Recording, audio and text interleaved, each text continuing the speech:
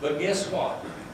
If any of those parts tend to act like they're better than all the other parts, it can create failure. For example, you might think that the little toe is pretty insignificant.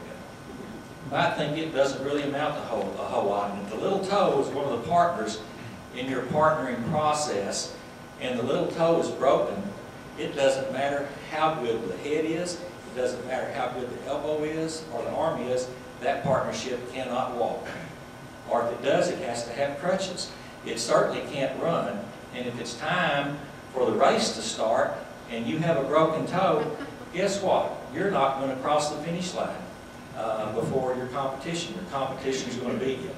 And Grapevine is in competition here. You know, Doug's district is in competition here with other areas. Great Wolf Lodge could have gone someplace else. Bass Pro Shop could have gone someplace else. Grapevine Mills Mall could have gone someplace else. Gaylord Texan could have gone someplace else. But they didn't. And it kind of ties in with what, I forget the gentleman with the Boy Scouts that made the presentation, but you know, he said everyone is on the first team. And I think when you partner, you need to make everyone feel like they're on the first team. I think that's very important. The fact is, in the partnership we've been relating to, and let's call that the Grapevine Core Marinas International Partnership, there are a lot of other players that have been involved in that and helped make it successful. And it's not necessarily fair to them for them not to get credit for that too. But in reality, Marinas International has been a pretty small, we've been the little toe. We've not been the big player in this partnership at all. And we've never been made to feel like we were the little toe. We've never been made to feel that way. And therefore, we're more receptive when Doug or Doug call and they want to talk about something. We're a lot more receptive to cooperate. When the city called and wanted to take part of our property at Scotts Landing Marina at Matador Park for a ball field, you know, we were able to easily negotiate something there because we had the relationship. And it was a win-win relationship. Yes, we gave up some land that we had leased from the Corps and it transferred from us to the city, but we got sewer. The city had to run sewer to this facility anyway for their bathrooms, and we had a drain field that there wasn't really a problem with it, but on lakes it's good to get rid of those, and we kind of wanted to. It just was real expensive. We'd even talked about running our own sewer line to take care of that, but it was very expensive, so it was really easy for us to hook on the sewer. That was a win-win. And it was property that we didn't have slated for anything in specific in the immediate future. We kind of had a vision and a dream, but it wasn't something that was going to happen quick. And that worked for the city. They would have done that without them. Even if the little toe had gotten broken and we had refused, the ball field would have been built. It just would have been a different shape, wouldn't have been as nice, and we wouldn't have evolved into a partnership that helps do other things that are win-win relationships too. You know, we've given our permission for them to run their trails through our property. I happen to think that's a win-win too, you know. Our boaters can now go to the trail and they can walk the trail and come back to their boat. If they're spending the night on their boat and they exercise every day, they have easy access to a trail. So I think the main thing I'm wanting to leave with you on partnership is I think to consider a partnership a body, that all parts of that partnership are important. And you might be surprised how much the little small player can contribute to someone. May have a talent that you don't know about that he's willing to volunteer, or she. Develop the win-win relationships, and I think if you approach partnerships the way I described, that you'll end up with win-win relationships. Love Dr. Crompton's talking. You couldn't have found a better guy to start things off. You really couldn't. He did a great job. He didn't say anything all that magnanimous or all that enlightening or all that earth-shattering. He just kind of pulled it all together where it made sense. And he said, you know, he talked about the fundamental human needs. How many of you are familiar with Maslow's hierarchy of needs? Okay, I kind of equated it to that. You know, in Maslow's hierarchy of needs, you start out with with security or safety. You know, if a lion's chasing you, you're going to run or you're going to fight. Then next is either food or shelter. I can't remember which. And, you know, it goes on up to self-actualization is at the very top. And you don't ever stay at self-actualization. Sometimes you get hungry, so you have to come back down to that level. Hopefully we never get to the point where we fear for our lives and, you know, get all the way down to that level. But in Maslow's hierarchy of needs, we as individuals are always bouncing up and down that. And hopefully we meet enough of those lower needs that we do reach the self-actualization process. And the city of Grapevine and the Corps and, you know, and collectively what's done here have gotten to that elevation, to the self-actualization level. And obviously they have to come back down and concentrate on marketing again because we don't have enough leads now, you know, whatever the case might be. But you don't ever get up there if you don't meet these other needs. And I think we also need to remember that when we try to partner with people, maybe we need to try to relate on their fundamental human needs as well, and where are they in that process so that you can bring them up to where you are and make your partnership more successful. For example, when I said yesterday that when Gaylord Texan came here, all of us that wanted to go could have gone through their training process.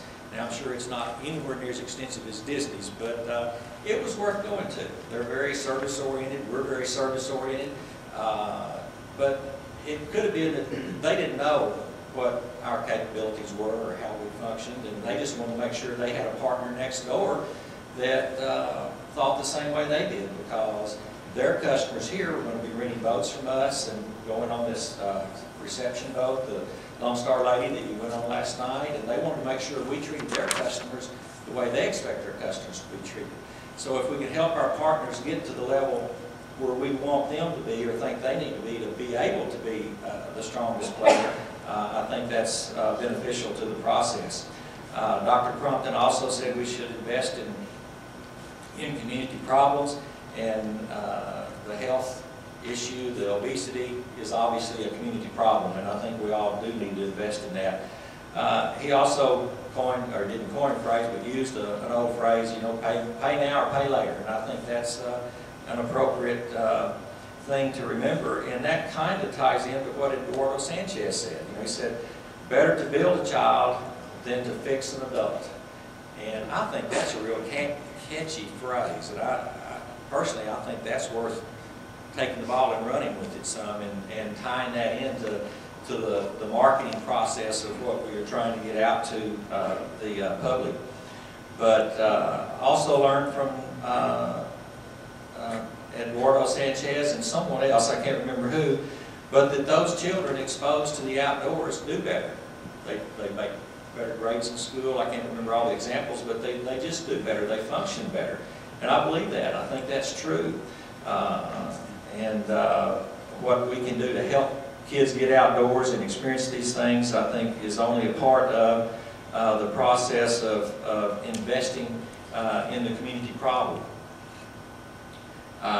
We need to have accountable health organizations in addition to care organizations. I thought that was kind of appropriate too.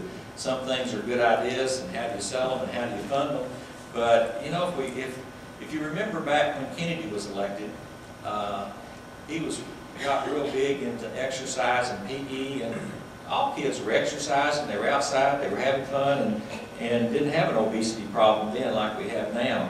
And if we could return to that kind of enthusiasm about exercise and being outside, it would help. Lastly, what I observed at Bass Pro, at Wolf Creek, they weren't selling a product. They weren't selling a hotel room. They weren't selling a lure. They were selling an experience. And as you related to, that is education. You know, there's a lot involved with that. But they're selling the experience. And in convincing folks to go outdoors, I think we have a real opportunity to sell the experience. We need to do a good job of making sure that that experience is successful so it continues. But we're better to go spending time in a national forest.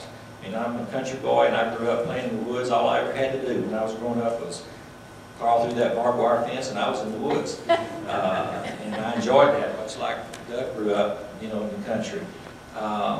But you have the product, we have the lake here. I mean, we need to sell the experience and not sell the water, or sell the boat, or whatever. We need to sell the experience. Thank you.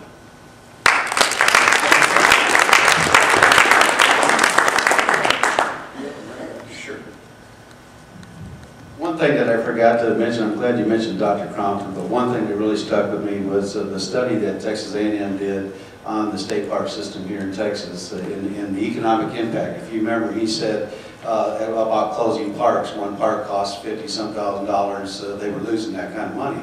But when you do the economic impact of the communities that are close to those parks, that's huge.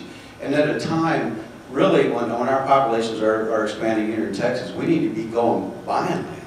We need to be getting more open space for the people to go out to have that experience in what you were talking about, instead of closing down parks.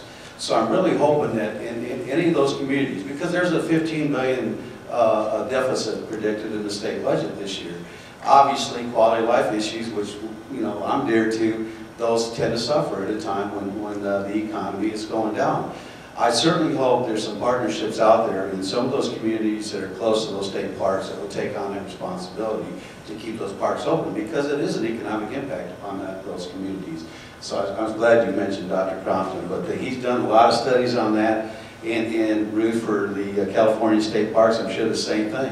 Those communities that are close to a state park, if they can keep those viable, that's an important thing. Thank you.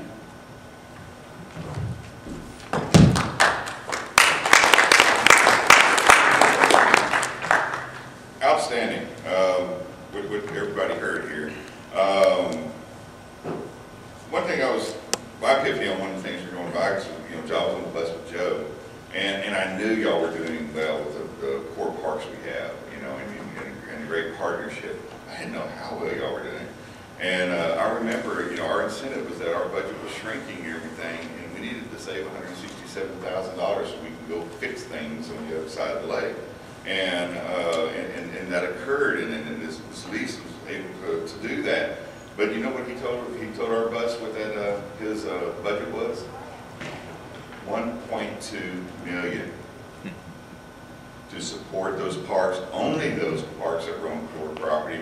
And so essentially we have a $167,000 budget, but we're degrading and falling apart, not complying with a lot of the textile things, up to $1.2 million at no cost to their taxpayers. That is amazing, and that is federal recreation still, because they've got, you just said it, they got better ideas, which means we're going to probably do another EA or something like that. We'll have to go through and authorize and do amendments or consents or whatever, but that's okay. That is still serving the public, and that is all federal recreation. We've got to figure out ways of doing it, and that's what the partnership's about. And I kept thinking, okay, these guys, they're going to talk and do their best to, which they did, and we need an analogy of, what is a partnership? And I'm not that smart on that kind of stuff. My Dick is, but Susan, tell us about the rock shop. Oh, okay, rock shop. This is a phenomenon taking place at my daughter's school, and it's called rock shop. And my daughter's 7, she's a second grader, and I wondered what they did, out on the playground and stuff like that. But it's a mountain school. And I went to pick her up one day, and they're all gathered, all these groups of kids, they're gathered around these piles of rocks and stuff, and they call it rock shop. They're very entrepreneurial. They all have their own rock shops, or they team up and have rock shops. And they sell the rocks for pine cones and grass and sticks and things like that. So every time I head to the school, I pick, I have to be armed with pine cones and sticks. I pick them up, and they sell, and they have this big trade going on with rock shops. And the lava rocks, oh my gosh, they go for lots of pine cones.